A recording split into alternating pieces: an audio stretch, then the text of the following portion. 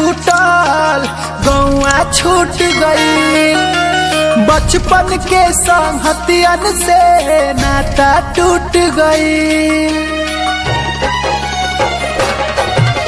घर परिवार छूटल गौआ छूट गई, बचपन के संगतियन से नाता टूट गई।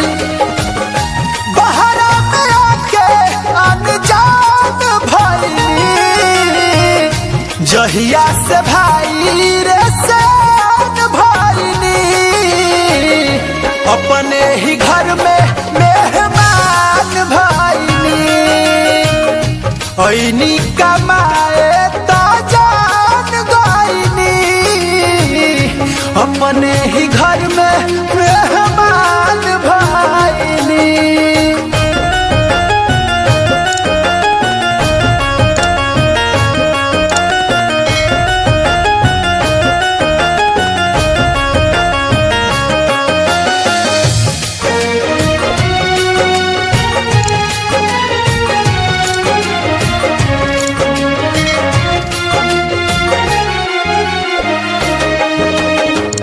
अपने परिवारवा से बनल बा दूरी, दिल नहीं चाहे सब कैलस मजबूरी।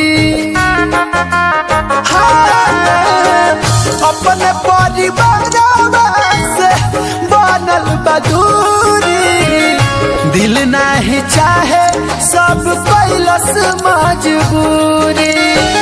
बाबूजी के भले हम सान भइली, जहिया से भाई रे जान भइली, अपने ही घर में मेहमान भइली। ऐनी कमाए तो जान गइनी, अपने ही घर में मेहमान भइली।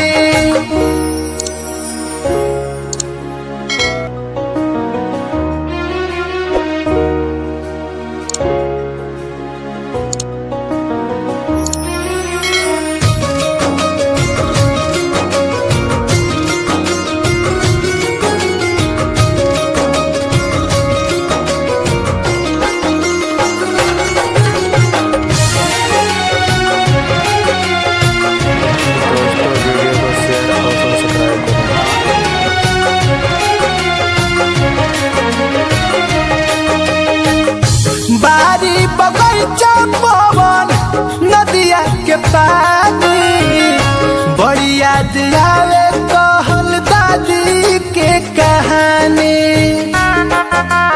हाँ,